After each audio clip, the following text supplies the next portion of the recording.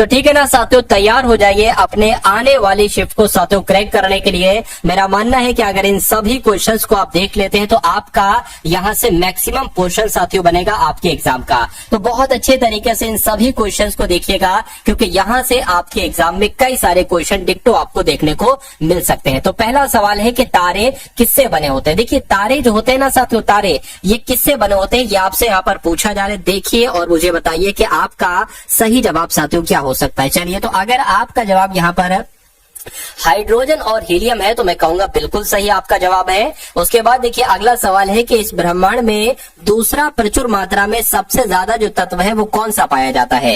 वो साथियों कौन सा पाया जाता है, हीलियम आप लोग ध्यान रखेंगे। क्या हीलियम आप लोग साथियों ध्यान रखेंगे, ठीक है ना। यानी कि ब्रह्मांड में हाइड्रोजन और हीलियम ये दो सबसे ज्यादा मात्रा में पाए जाने वाले तत्व हैं। उसके बाद देखिए नेक्स्ट नंबर का सवाल है साथियों, आपके स्क्रीन पर देखिए और बताइए सही जवाब क्या होगा कि हमारे सौर मंडल का सबसे छोटा ग्रह कौन सा है। तो हमारे सौर मंडल का सबसे छोटा ग्रह बुध ग्रह है, ये आपको मालूम होना चाहिए। ब्लैक रॉक रेगिस्तान ये कहां पर स्थित है, तो ये तो साथियों यूनाइटेड स्टेट में स्थित है, यानी कि आंसर आपका जाएगा ऑप्शन नंबर ए के साथ, यानी कि अमेरिका में है ये। भारत और चीन के बीच की सीमा रेखा का नाम क्या है, तो यहाँ पर अगर बात करें साथियों देखिए मैकमोहन रेखा आप लोग यहाँ ध्यान रखेंगे, ठीक है। उसके अलावा अगर आपसे पूछा जाए कि 24वीं समानांतर रेखा जो है ना ये किसके किसके बीच है, तो ये भारत और पाकिस्तान के बीच है। क्या भारत और पाकिस्तान के बीच है साथियों, भारत और पाकिस्तान के बीच। डोरंड रेखा की जब हम बात करते हैं साथियों पाकिस्तान अफगानिस्तान के बीच है। क्या पाकिस्तान और अफगानिस्तान के बीच है। रेड क्लिफ की अगर बात करते हैं तो ये भी साथियों भारत और पाकिस्तान के बीच है,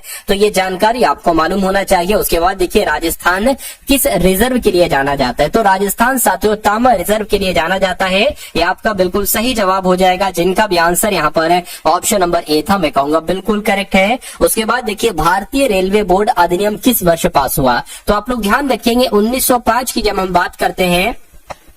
अगला सवाल है आपकी स्क्रीन पर कि बैंक दर यानी कि बैंक रेट शब्द का मतलब क्या होता है, मुझे बताइए। तो अगर आपसे एग्जाम में ये चीज आ जाए तो गैर अनुसूचित बैंक के द्वारा नहीं साथियों, निजी क्षेत्र बैंक के द्वारा नहीं, अनुसूचित वाणिज्यिक बैंक के द्वारा नहीं साथियों, हाँ केंद्रीय बैंक के द्वारा वाणिज्यिक बैंक को दिए गए अपने ऋणों पर लगाई जाने वाली ब्याज दर को क्या कहा जाता है साथियों, बैंक दर कहा जाता है। ये क्वेश्चन बहुत इंपॉर्टेंट है और आपके एग्जाम में पूछा जाएगा, ठीक है ना। तो धीरे धीरे साथियों आप देख रहे हैं कि बिल्कुल एग्जाम ओरिएंटेड क्वेश्चन आपके सामने से अब गुजरे। कह रहे कि कौन सा कथन भारत के बैंकों के संदर्भ में सही नहीं, यानी कि आपको ये मालूम होना चाहिए कि कौन कौन से कथन भारत की बैंकों के संदर्भ में सही है। तो मोबाइल एटीएम सबसे पहले आईसीआईसीआई बैंक ने पेश किया, बिल्कुल सही कथन है। पूरे भारत में एसबीआई की सर्वाधिक शाखाएं हैं, ये भी कथन बिल्कुल सही है। इलाहाबाद बैंक भारत का सबसे पुराना सार्वजनिक बैंक है, ये भी बिल्कुल सही है। भारतीय रिजर्व बैंक भारत का निजी बैंक है, नहीं साथियों भारत का केंद्रीय बैंक है। ये आपका राइट आंसर, क्योंकि ऑप्शन नंबर डी वाला कथन गलत है और गलत है तो यही आपका क्या होगा, यही आपका बिल्कुल करेक्ट आंसर है। उसके बाद देखिए वस्तु एवं सेवा कर यानी कि जीएसटी ये किस पर अधिरोपित किया जाता है, मुझे बताइए। क्वेश्चन आपसे एग्जाम में पूछा जाएगा, तो अगर आपसे पूछा जाए तो क्या आंसर आप बताएंगे, बताइए। उस गंतव्य पर जहां वस्तुओं या सेवाओं की खपत होती है, मैं कहूंगा बिल्कुल पहला पड़ा और पहला ही आंसर हो गया, यानी कि वस्तु एवं सेवा कर जीएसटी किस पर अधिरोपित किया जाता है, तो उस गंतव्य पर अधिरोपित किया जाता है जहां वस्तुओं या सेवाओं की खपत होती है। नेक्स्ट नंबर का क्वेश्चन है, आपसे पूछा जा रहा है कि औरंगजेब के संबंध में निम्नलिखित में से कौन सा कथन गलत है, यानी कि औरंगजेब के संबंध में कौन कौन से कथन सही हैं। तो उसे आलमगीर के नाम से जाना जाता था, मैं कहूंगा बिल्कुल औरंगजेब को आलमगीर के नाम से जाना जाता था। सत्ता के लिए अपने संघर्ष में औरंगजेब ने अपने भाई दारा शिकोह को लड़ाई में निर्णायक रूप से हराया, बिल्कुल। अपने पिता को आगरा में अपने ही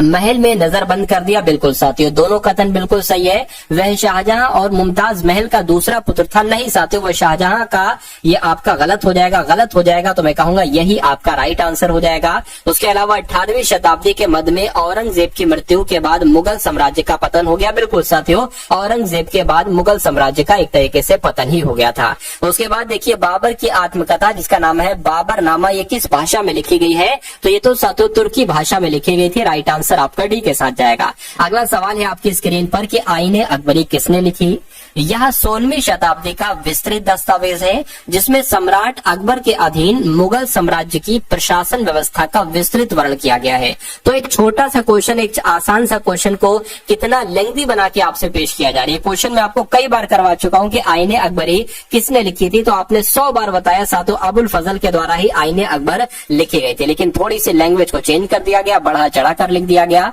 उसके बाद देखिए अगला सवाल है कि चार मीनार निम्नलिखित में से किस शहर में स्थित है।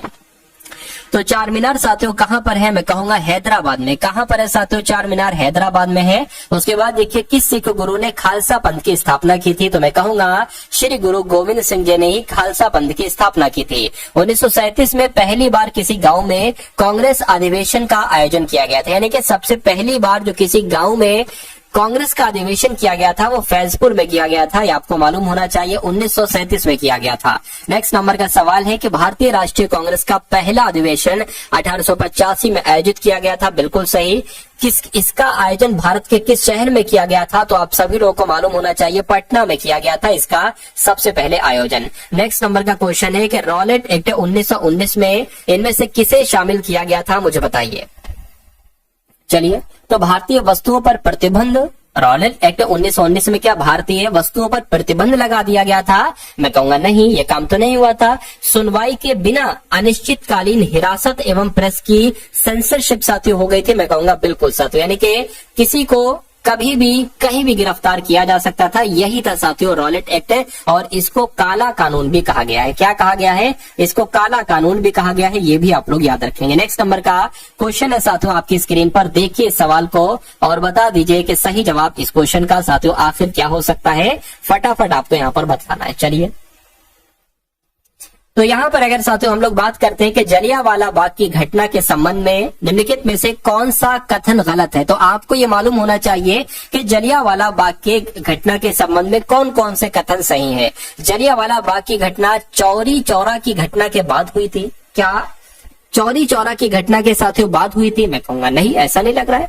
जिसमें प्रदर्शनकारियों का एक बड़ा समूह पुलिस के साथ भिड़ गया, ठीक है, ये घटना 13 अप्रैल 1919 को हुई थी, बात तो बिल्कुल सही है। जब जनता जलियांवाला बाग में एक सभा में एकत्रित, ये सही लग रहा है, ये सही हो जाएगा। उसके अलावा अगर बात करें जलियांवाला बाग की घटना मार्च 1919 के रॉलेट एक्ट का परिणाम था, जिसमें सरकार को बिना मुकदमे के किसी भी को भी कैद करने के अधिकार में दिया गया। तो बिल्कुल साथियों जो जलियांवाला बाग हुआ था ना, वो एक तरीके से साथियों 1919 के रॉलेट एक्ट के परिणाम था, उसके विरोध में किया गया था। ब्रिगेडियर जनरल डायर ने बिना किसी को सूचित किए एकत्रित लोगों पर गोलियां चलवा दी थी, ये भी बिल्कुल सही हो जाएगा, ये भी सही है। मैं कहूंगा गलत ये वाला है, गलत ये वाला है, तो आपका right answer option number A हो जाता। उसके बाद देखिए राष्ट्रीय महिला हॉकी टीम के कोच के रूप में किसे नियुक्त किया गया है। तो आपके एग्जाम में साथियों करंट अफेयर के जो सवाल है उनको भी आप लोग एक बार देख लीजिए, जो पूछे जाना है आपसे, जो पूछे जा सकते हैं। राष्ट्रीय महिला हॉकी टीम के कोच कौन बने हैं, मुझे बताइए। तो इनका नाम है साथियों हरेंद्र सिंह, और हरेंद्र सिंह को ही राष्ट्रीय महिला हॉकी टीम का कोच बनाया गया है। लोकपाल के नए अध्यक्ष कौन बने हैं साथियों, तो इनका नाम है अजय माणिकराव खानविलकर, और इनको ही लोकपाल का नया अध्यक्ष बनाया गया है। आंसर आपका ए के साथ जाएगा। इदाशिशा नोंगरांग को किस राज्य की पहली महिला पुलिस महानिदेशक यानी कि डीजीपी के रूप में नियुक्त किया गया। तो अगर बात करें, ये मेघालय की महिला पुलिस महानिदेशक बनी और पहली महिला पुलिस महानिदेशक बनी है। इनका नाम है इदाशिशा नोंगरांग। तो ये सभी इंपॉर्टेंट वाले साथियों करंट अफेयर के क्वेश्चन है। उसके बाद देखिए जून 2024 में किसे राज्यसभा में सदन का नया नेता नियुक्त किया गया था, तो मैं कहूंगा जेपी नड्डा इस सवाल का बिल्कुल सही जवाब हो जाएगा। यानी कि जून 2024 में राज्यसभा में सदन का नया नेता नियुक्त किया गया था जेपी नड्डा साहब को। नेक्स्ट नंबर का सवाल है आपकी स्क्रीन पर।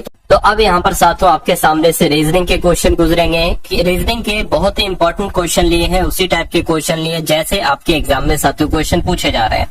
तो रीजनिंग का पहला सवाल यहाँ पर है कि ABCD ये कैरम खेल रहे हैं और ये 4 व्यक्ति हैं। कैरम साथियों हमने यहाँ पर बना लिया और कह रहे हैं कि A C के बाईं ओर बैठा है। मान लीजिए साथियों, ठीक है, C को कहीं पर भी बैठा लो, मान लीजिए C को यहाँ पर बैठा लो। C के बाईं ओर बगल में बैठा है साथियों कौन, A बैठा है, ये A यहाँ आ गया। कहने के B के दाईं ओर ठीक बगल में बैठा है D, तो B मान लीजिए अगर हम यहाँ पर बैठा लेंगे तभी तो B का दाएं ये हो पाएगा और यहाँ पर D बैठ पाएगा। तो कहने के साथियों कौन सा A की सही स्थिति को दर्शाता है, क्या ए डी के सामने, डी के सामने तो सी है, क्या सी के सामने डी है, गलत हो जाएगा। बी के सामने ए है, मैं कहूंगा बिल्कुल ये वाला आपका बिल्कुल सही हो जाएगा और यही आपका राइट आंसर हो जाएगा। उसके बाद देखिए इसमें आपको साथियों दर्पण प्रतिबिंब बनाना है, यानी कि अगर साथियों मान लीजिए यहाँ पर एक दर्पण रख दिया जाए, यहाँ पर एक दर्पण रख दिया जाए तो कैसे कैसे साथियों ये चीजें दिखेंगी। देखिए सबसे पहले एक यहाँ पर आ जाएगा और एक कुछ इस प्रकार से आ जाएगा, ठीक है। 3 की अगर बात करें कुछ इस प्रकार से आ जाएगा, बी ऐसे आ जाएगा, टी ऐसे आ जाएगा और एच ऐसे आ जाएगा और एफ ऐसे आ जाएगा। तो आपको बताने कि ऐसा आपको कौन से ऑप्शन में साथियों देखने को लग रहा है, मुझे बताइए फटाफट साथियों। ऐसा ऑप्शन नंबर सी में देखने को लग रहा है तो ये आपका बिल्कुल करेक्ट आंसर हो जाता है। उसके बाद देखिए अगला सवाल है कि तलवार का शस्त्र से वही संबंध है जो नेकलेस का किससे है। तलवार एक शस्त्र है, नेकलेस क्या है, एक सुनार है, नहीं गर्दन, नहीं साथियों नेकलेस एक आभूषण है, इसलिए राइट आंसर आपका ऑप्शन नंबर सी के साथ जाना चाहिए। नेक्स्ट नंबर का साथियों क्वेश्चन आपकी स्क्रीन पर है, देखिए और बताइए सही जवाब यहाँ पर क्या होगा। कह रहे कि 129 को जैसे तैसे करके 216 लिखा जा सकता है तो उसी प्रकार 165 को क्या लिखा जा सकता है बताइए। देखिए अगर 129 में हम कितने बढ़ाते हैं, मेरा मानना है साथियों 129 में अगर 87 प्लस कर देते हैं तो हमें 216 मिल जाएगा। तो यहाँ पर भी अगर 87 आप प्लस करेंगे तो 7 5 12 आ जाएगा और ये क्या हो जाएगा 6 6 12 13 14 15 15 का 5 और 1 लगे यानी कि 265 आ जाएगा। 252 के ऑप्शन में है, मैं कहूंगा बिल्कुल ऑप्शन में, ऑप्शन नंबर ए वाले में है। उसके बाद देखिए अगले नंबर का साथियों क्वेश्चन है आपकी स्क्रीन पर, यहाँ पर देखिए इस सवाल को और मुझे बताइए कि DAENGAR को EDSHHW लिखा जाता है, उसी प्रकार इस PD को साथियों क्या लिखा जा सकता है मुझे बताइए। देखिए ठीक है, यहाँ पर अगर बात करें डी में साथियों एक बड़ा, कितना बड़ा, एक बड़ा, ठीक है। और ये ए से डी हुआ है कितना बड़ा साथियों, 3 बड़ा, ठीक है, 3 बड़ा। और एन से साथियों एस हुआ है, यहाँ पर तो चहासा पड़ गया साथियों 5 पड़ गया। और उसके बाद साथियों जी से यहाँ पर क्या हुआ है, जी से एच हुआ है तो कितना बड़ा, यानी कि 7 से 8 हुआ है तो 1 बड़ा है। और यहाँ पर ई से एच हुआ है तो कितना बड़ा है साथियों, 3 बड़ा है। और फिर यहाँ पर आर से डब्ल्यू हुआ है कितना बड़ा है, 5 बड़ा है। तो यही चीजें आपको इसमें बढ़ाना है, यानी कि अगर एस होता है 19 पर, 19 में 1 जोड़ेंगे तो साथियों डी आएगा। और पी होता है 16 पर, यहाँ पर 3 जोड़ेंगे तो साथियों एस आ जाएगा, यानी कि टीएस कहाँ लिखा है, सभी ऑप्शन में लिखा हुआ है, ठीक है। एक काम करो साथियों, एक काम करो कि वाई में यहाँ पर कितने जोड़े, वाई में 5 जोड़ दो, तो जब वाई में 5 जोड़ोगे 24 आ जाएगा। 24 पर क्या होता है साथियों, अच्छा सॉरी वाई 25 पर होता है, जब इसमें 5 जोड़ोगे तो कितना आ जाएगा साथियों, जेड 1 आपका हो गया, ठीक है। Z A B C D यानी कि डी आ जाएगा। डी कौन से ऑप्शन में, एक तो इस वाले में, एक आपके इस वाले में। तो आप एक काम करो, पता क्या काम, आप इसको देखो तीसरे वाले को, यानी कि ई में साथियों कितना जुड़ना है, ई में 5 जुड़ना है तो ई में 5 जोड़ेंगे साथियों तो जे आ जाएगा। यानी कि आपका राइट आंसर जो जाएगा वो किस ऑप्शन के साथ जाएगा, जिसमें जे होगा। और जे किस में ऑप्शन में है, ऑप्शन नंबर बी वाले में, इसमें जे नहीं है। तो मैं कहूंगा कि आपकी समझ में आ चुका होगा बहुत अच्छे तरीके से। अब अगले नंबर का साथियों सवाल है आपकी स्क्रीन पर, इस क्वेश्चन को देखिए और मुझे बताइए कि इस क्वेश्चन का आपका राइट आंसर क्या हो सकता है। देखिए यहाँ पर क्वेश्चन तो बहुत शानदार है लेकिन थोड़ा सा दिमाग लगाने की जरूरत है। कह रहे कि 6 लोग हैं, KLMNOP, कितने लोग हैं साथियों, 6 लोग यहाँ पर बतलाए गए हैं, ठीक है। उसके बाद कहा गया कि षटकोणीय आकृति वाले मैदान में बैठे हुए। षटकोणीय आकृति अगर बात करें तो कुछ ऐसे साथियों षटकोणीय आकृति आपकी जो है वो बन जाएगी, षटकोणीय आकृति बन, लेकिन ये नहीं कि आवश्यक इसी क्रम में हो, गलत है ये, ठीक है, मतलब ऐसे इसी क्रम में नहीं है। उसके बाद कहने के एल या एम के बगल में के नहीं बैठा है, एम या ओ के बगल में एन नहीं बैठा है, एल एम के बगल में बैठा है। तो साथियों मान लीजिए अगर हम एल यहाँ पर बैठा दे, कहीं पर बैठा लो, और एम को अगर यहाँ बैठा दे, क्योंकि कहा गया है कि एल जो है ना ये एम के बगल में बैठा है, ठीक है। अच्छा एम यहाँ पर भी बैठ सकता था, अभी पहले हम यहाँ पर अगर बैठाते, अगर आंसर आ जाता है तो ठीक, नहीं आता है तो यहाँ पर बैठा लेंगे। उसके बाद कह रहे हैं एम और एन के बीच में पी बैठा है, तो एम और एन के बीच में कौन बैठा है साथियों, पी बैठा है। अब शुरू से आ जाइए, कह रहे एल या एम के बगल में के नहीं बैठा है, तो एल या एम के बगल में के नहीं बैठा है, के यहाँ पर नहीं बैठे यानी कि के यहाँ पर बैठेगा, तो एल एम पी एन के बचा गया ओ यहाँ पर आ जाएगा। तो कहने के घड़ी की दिशा में लोगों के बैठने की स्थिति का क्रम क्या है। तो अगर हम एल से शुरुआत करें तो L M P N K O, ये ऑप्शन आपको कहां पर दिख रहा है साथियों, एल एम, ये तो एन हो जाए, गलत हो जाए, L M N, L M P N K O, ये वाला आपका बिल्कुल सही हो जाएगा क्रम, यानी कि ये आपका राइट आंसर हो, तो आपका सही जवाब है, जिनका आंसर यहाँ पर भी था मैं कहूंगा बिल्कुल करेक्ट। अगला सवाल है आपकी स्क्रीन पर देखिए कि BUMPS को, BUMP को NOST लिखा जाता है तो PICK को क्या लिखा जा सकता है बताइए। चलिए, तो यहाँ पर अगर बात करें, देखिए ये P से N हुआ है, U से O हुआ है, M से S हुआ है, P से D हो, तो थोड़ा समझ में नहीं आया। अगर इसको हम ऐसे कर दे कि B से D हुआ है 2 बड़ा है, U से S हुआ है 2 बड़ा है, M से O हुआ है 2 बड़ा है, P से N हुआ है साथियों, यहाँ पर एक तरीके से 2 घटा है, ठीक है। सम अच्छा, एक में 2 बढ़ रहा है, एक में 2 घट रहा है। अब जैसे कि P से D हुआ है तो जाहिर सी बात है 2 घटा है, U से S हुआ है जाहिर सी बात है 2 घटा है, ठीक है। M से O हुआ है 2 बड़ा है, P से N हुआ है 2 घटा, यानी कि 2 बड़ा 2 घटा 2 बड़ा 2 घटा, ऐसे करना है। तो इसमें जब 2 साथियों क्या करेंगे, सबसे पहले इसमें अगर साथियों यहाँ से अगर 1 2 3 4, इसमें सबसे पहले अगर हम 2 बढ़ाते हैं तो क्या आ जाएगा, R आ जाएगा, R आ जाएगा ना। और इसमें 2 घटाते हैं तो क्या आ जाएगा साथियों, G आ जाएगा। तो G R कहाँ पर है, ऑप्शन नंबर ए वाले में और किसी में नहीं है, इसलिए यही आपका बिल्कुल करेक्ट आंसर हो जाता भाई। बहुत बढ़िया, वेरी गुड क्लास। चलिए भाई, उसके बाद देखते हैं नेक्स्ट नंबर का क्वेश्चन आपकी स्क्रीन पर है कि 4 अक्षर समूह दिए गए जिनमें से 3 किसी न किसी प्रकार से समान है और एक असंगत है, और उस अक्षर समूह का चयन कीजिए जो असंगत है, ये आपको बताना है साथियों। देखिए यहाँ पर अगर बात करें, H होता है 8 पर, F होता है 6 पर, T होता है 4 पर, ये 26 पर, Z 26 पर। उसी प्रकार यहाँ पर अगर बात करें, C 3 पर, A 1 पर, Y 26 पर और U 23 पर और ये 21 पर। इसकी अगर बात करते हैं साथियों, M आपका 15 पर, O 13 पर हो जाएगा, K 11 पर हो जाएगा, I 9 पर हो जाएगा, G 7 पर हो जाएगा। अगर इसकी साथियों बात करें तो T 20 पर हो जाएगा, R 18 पर हो जाएगा, P 16 पर हो जाएगा, ठीक है। P 16 पर हो जाएगा, N 14 पर हो जाएगा और L आपका 12 पर हो जाएगा। अब यहाँ पर अगर आप साथियों देखिए, यहाँ पर अगर बात करते देखिए साथियों, 2 घटा 2 घटा 2 घटा 2 घटा 2 घटाया 2 घटाया 2 घटाया 2 घटाया 2 घटाया, ठीक है ना। और फिर से इसमें क्या 2 घटा दिया गया है साथियों, बिल्कुल साथियों 2 घटा दिया गया है, यानी कि A से।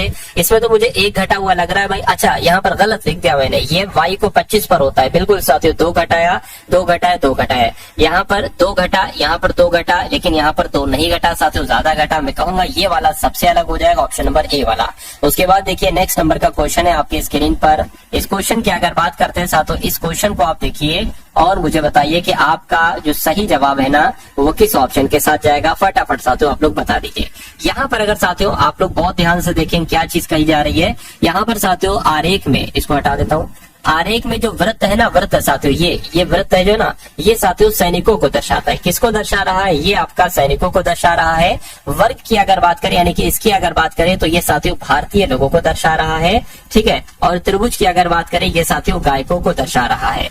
तो विभिन्न खंडों में दी गई उस श्रेणी से संबंधित व्यक्तियों की संख्या बताई, यानी कि संख्या 5 की श्रेणी को दर्शाती है। संख्या 5 ये है, यानी कि संख्या 5 भारतीय भी है और गायक भी है लेकिन सैनिक नहीं है। तो क्या आंसर ये होगा, भारतीय गायक है जो सैनिक है, भारतीय गायक है जो सैनिक नहीं साथियों, सैनिक नहीं है, भारतीय गायक है जो सैनिक नहीं। बिल्कुल साथियों भारतीय गायक तो है लेकिन सैनिक नहीं है, तो ये आपका बिल्कुल सही हो जाएगा, सही हो जाएगा। तो यही आपका साथियों बिल्कुल करेक्ट आंसर हो जाएगा। नेक्स्ट नंबर का क्वेश्चन है आपकी स्क्रीन पर। तो अब आपके सामने साथियों मैथ के क्वेश्चन यहाँ पर शुरू हो चुके हैं। कौन से क्वेश्चन, मैथ के क्वेश्चन आपके शुरू हो चुके हैं। तो अगर बात करें, एक दुकानदार 10% और के% की क्रमागत छूट देता है, ग्राहक को 1200 रुपए अंकित मूल्य, ठीक है, वाला सामान 864 रुपए में मिलता है। यानी कि अगर किसी वस्तु की कीमत 1200 रुपए है और अगर वो इस पर 10% की और इतने प्रतिशत की कोई छूट देता है तो वो वस्तु 864 रुपए की हो जाती है। तो कह रहे कि के का मान क्या है, यानी कि के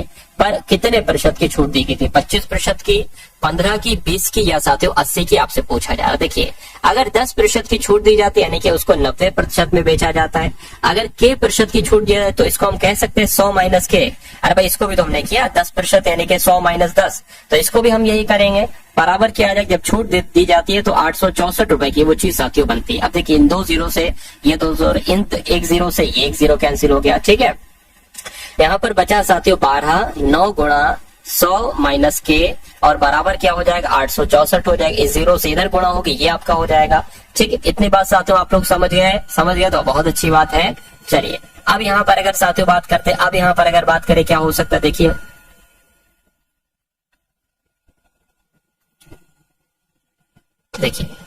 ये आपका 1200 हो गया, ठीक है। यहाँ पर गुणा आ जाएगा साथियों, ठीक है। यहाँ पर 1200 गुणा 90 है ना, तो यहाँ पर गुणा आ जाएगा। अब अगर साथियों बात करें 12 नीम कितना हो जाएगा आपका, ठीक है। 12 नीम की अगर साथियों बात करते हैं, एक काम करो 12 × 60 5 × 72 5 × 54 5 × 96 12 नीम 108, तो 108 गुणा 100 माइनस के बराबर 8640। अब अगले स्टेप पे करेंगे 108 इसके नीचे आ जाएगा, यानी कि ये 108 आ गया, यहाँ पर 100 माइनस के बचाए। इसको अगर कट करें साथियों 12 से करें, 12 पंजे 60, 12 छंग 72, 12 सत्ते 84, 12, ठीक है 12 नीमा कितना हो जाएगा 108 हो जाएगा, 12 60, 12 छंग 72, 12 सत्ते 84 हो जाएगा, 2 बचेगा 24 हो जाएगा, 12 दोनों 24, 0 आ जाएगा, 9 72 यानी कि 80 आ गया। यानी कि अब अगर बात करें साथियों देखिए 100 माइनस के बराबर 80 हो गया। अब अगर माइनस के बराबर 80 माइनस 100 करें तो साथियों कितना बचेगा, माइनस के बराबर माइनस 20 बचेगा। 0 से 0 साथियों आपका कैंसिल हो जाएगा। जब आपका 0 से 0 कैंसिल हो जाएगा तो के बराबर क्या आ जाएगा 20 आ जाएगा। आपसे पूछा क्या जा रहा था साथियों, आपसे पूछा के का मान जा रहा था, तो के का मान साथियों 20% आएगा। राइट आंसर आपका हो जाएगा सी। नेक्स्ट नंबर का सवाल है आपकी स्क्रीन पर कि दो संख्याएं तीसरी संख्या से 20% और 50% अधिक है। इस सवाल को बहुत अच्छे तरीके से साथियों आप लोग समझिएगा। दो संख्याएं हैं, यानी कि कुल मिला के 3 संख्याएं हैं x y z, यानी कि दो संख्याएं जो है ना ये और ये तीसरी संख्या से, यानी कि पहली संख्या जो है ना ये तीसरी संख्या से 20% अधिक है। मान लीजिए तीसरी संख्या 100 है तो पहली संख्या 20% अधिक है 120 हो जाएगा, दूसरी संख्या 50% अधिक है 150 हो जाएगा। यानी कि पहली दो संख्याओं का अनुपात क्या है, तो भाई इसका और इसका अनुपात पूछा जा रहा है। 0 से 0 कैंसिल, 4 तियां 12, 3 चौक 12 और 3 पंजे 15 हो जाएंगे, यानी कि 4:5 आपका बिल्कुल सही जवाब हो जाएगा। उसके बाद देखिए नेक्स्ट नंबर का सवाल है आपकी स्क्रीन पर, देखिए बताइए सही जवाब क्या होगा। यानी कि जब एक सीधे बेलनाकार टैंक से 1541 तेल निकाला जाता है तो उसका स्तर 10 सेंटीमीटर नीचे गिर जाता है। टैंक का व्यास कितना है साथियों, आपसे यहाँ पर पूछा जा रहा है। देखिए यहाँ पर बेलन की बात की गई है और आपको भी पता है साथियों बेलन की जब हम बात करते हैं तो उसका आयतन कितना हो जाएगा, पाई आर स्क्वायर एच हो जाएगा, पाई आर स्क्वायर एच हो जाएगा, ठीक है ना। अब पाई आर स्क्वायर एच की अगर बात करें, इसमें एक तरीके से आयतन यहाँ पर कितना बताया गया, तकरीबन 1541 तेल बताया गया है, 1541 तेल, ठीक है। अब 1541 लीटर तेल बताया गया है, लेकिन यहाँ पर अगर बात करते हैं, अगर इसको साथियों किसमें हम बदले, ठीक है, इसको हम साथियों अगर साथियों यहाँ पर 1 लीटर को सेंटीमीटर क्यूब में बदले तो ये कितना हो जाएगा, एक तरीके से कहीं ना कहीं 154, एक सेकंड, एक पता क्या दिक्कत है, ये एल लिखा हुआ है तभी मैं कन्फ्यूज, ये एल लिखा हुआ है साथियों, तो 154 लीटर तेल निकाला जाता है। तो मैं कह सकता हूं साथियों ये इसको ग्राम में अगर बदले तो साथियों 1000 से हम गुणा करा देंगे तो ये इसका क्या आ जाएगा, आयतन आ जाएगा। यानी कि आप देखिए एच पता है क्या है, एच ये 10 सेंटीमीटर है और आपसे आर का मान आप निकाल लीजिए, किसका आप मान निकाल लीजिए, आर का मान निकाल लीजिए, फिर उसका डबल आप कर दोगे तो व्यास हो जाएगा, क्योंकि आर का डबल ही तो होता है व्यास। तो 22/7 ये आ गया, पाई आर स्क्वायर ये आ गया, एच कितना है 10 सेंटीमीटर, 10 ये आ गया और ये साथों 154,000 आ गया। इतनी बात क्लियर है, बिल्कुल क्लियर है। अब अगर बात करें ये 7 की गुणा साथों इससे हो जाएगी, 22 यहाँ पर नीचे आ जाएगा और 10 भी यहाँ पर आ जाएगा। तो अब यहाँ पर पता क्या बचेगा, सिर्फ और सिर्फ साथियों आर स्क्वायर आपके सामने यहाँ पर बचेगा। इतनी बात क्लियर है, बिल्कुल क्लियर है। अब देखिए 0 से 0 घटा, 11 दूना 22, 11 एकम 11, 11 चौक 44, 0 0 हो गया। इसको अगर कट करेंगे साथियों 700 आ जाएगा, यानी कि 700 गुणा 700, 700 गुणा 7 कितना हो जाएगा, 7 7 4900 हो जाएगा। ये आर स्क्वायर है और ये साथियों किसका स्क्वायर होता है, ये 70 का स्क्वायर होता है, यानी कि आर बराबर 70 हो जाएगा। व्यास की अगर बात करते हैं 2r होता है तो ये कितना आ जाएगा, 140 आ जाएगा। मैं कहूंगा 140 सेंटर साथियों व्यास निकलेगा और ये आपका बिल्कुल करेक्ट आंसर हो जाता है।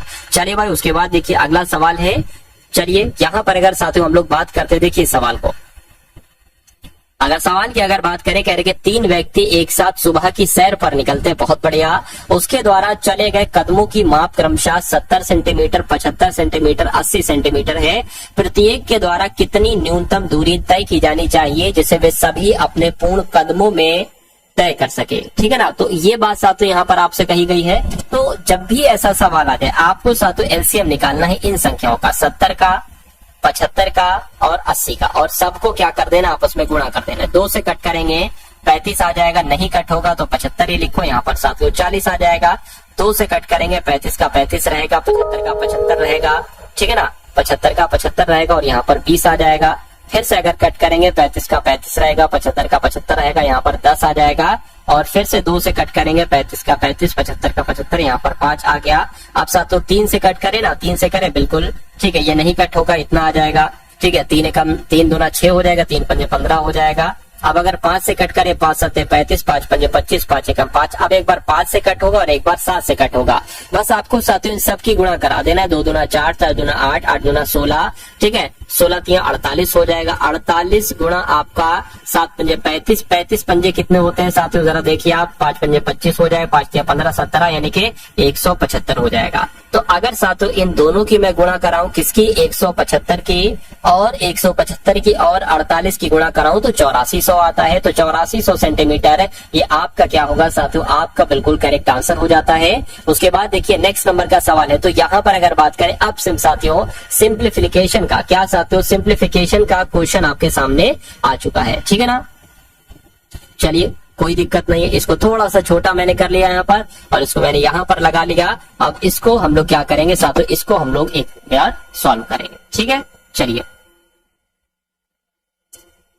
क्या है साथियों यहाँ पर, ठीक है, देखिए सबसे पहले इसको ऐसा करें, सॉल्व कर रहे हैं, बिल्कुल इसको सॉल्व करें तो कितना आ जाएगा, 2 तिया 6, 2 तिया 6 और 4 एकम 4 और 8 आ जाएगा। उसके बाद क्या आ जाएगा, 2/4 आ जाएगा, 1/4 सॉरी ये 2/8 आ जाएगा, फिर 1/4 आ जाएगा, यानी कि इसकी जगह पर क्या आ जाएगा, 1/4 आ जाएगा। इतनी बात साथियों क्लियर है, बिल्कुल क्लियर है। और 1/4 आ गया और अब ब्रैकेट साथियों खुल जाएगा। इस 2 को अभी थोड़ी देर के लिए भूल जाओ, ठीक है। 1/2 आ गया प्लस 1/4 आ गया प्लस 1/6 आ गया। अब एक काम करो साथियों, यहाँ पर मैं आपको 1/4 है ना ये, और भाग का निशान लगाए तो भाग को गुणा में बदल दो और 1/4 की जगह 4/1 कर दो। ये रूल होता है साथियों, ये आप सवाल को आसान करने के लिए ये कर सकते हैं। अब इससे फायदा क्या होगा, अब इसको साथियों आप कट कर सकते हैं, 2 दूना 4, 2 तिया 6 हो जाएगा, यानी कि 1/2 प्लस 1/4 प्लस ये क्या हो गया, ये अच्छा 2/3 हो गया। तो इतनी बात साथियों आपको समझ में आ गई, ठीक है ना। इतनी बात साथियों आपको समझ में आ गई, 1/2, 1/4, 2/3। और इधर क्या चल रहा था साथ में, इधर साथियों -2 चल रहा था। अब इसको अगर साथियों हम कट करें तो कैसे कट, देखिए अगर नीचे हम साथियों 2 4 3 एक ऐसा नंबर जो इन सबके पहाड़े में आएगा साथियों, 12 ले लेते हैं, ठीक है, 12 ले लेते तो साथियों 2 छंग 12 यानी कि 6 आना चाहिए और 6 कम 6, 6 आ गया यहाँ पर। अब 4 तिया 12, तो 4 तिया 12 साथियों 3 आ जाएगा, 3 चौक 12, 4 और गुणा 2 ये वाला, 4 दूना 8 हो जाएगा। तो इतनी बात साथियों आपको समझ में आ गई। और ब्रैकेट में इधर को साथियों -2 चल ही रहा है। अब इसको अगर कट करें साथियों कितना हो जाएगा, ये 11 हो जाएगी, 17 यानी कि 17/12 हो गया, ठीक है, और -2 हो गया। अब अगला स्टेप की अगर बात करें, 12 दूना 24 -17/12 आ गया। इसको साथियों अगर कट करो तो 4 3 7 हो जाएगा, यानी कि 7/12 जो होगा वो आपका राइट आंसर हो जाएगा। 7/12 कौन से ऑप्शन में, ऑप्शन नंबर सी वाले में है। उसके बाद देखिए अगले नंबर का साथियों सवाल है आपकी स्क्रीन पर, और ये आज की इस वीडियो का अंतिम क्वेश्चन है।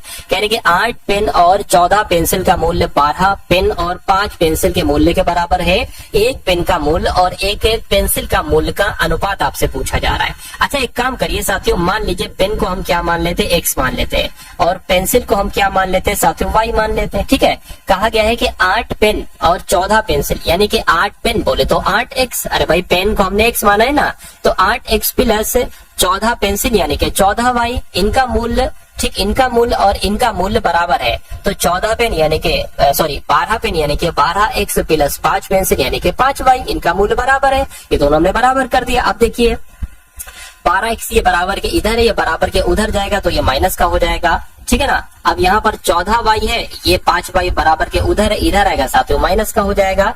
ये बचेगा साथियों 4x और ये कितना आ जाएगा, ये आपका आ जाएगा 9y। तो यहाँ पर अगर बात करें साथियों 4x ऐसे भी लिख सकते हैं, 4x बराबर 9y। अब यहाँ पर देखिए x/y ये इधर आ गया बराबर 9/4 हो गया। तो मैं कह सकता हूँ 9:4 इसका क्या निकलेगा, अनुपात निकलेगा, जो कौन से ऑप्शन में है, जो ऑप्शन नंबर सी वाले है। भाई बहुत बढ़िया, वेरी गुड क्लास। तो कैसी लगी आपको ये क्लास, एक बार कमेंट सेक्शन में आप लोग साथियों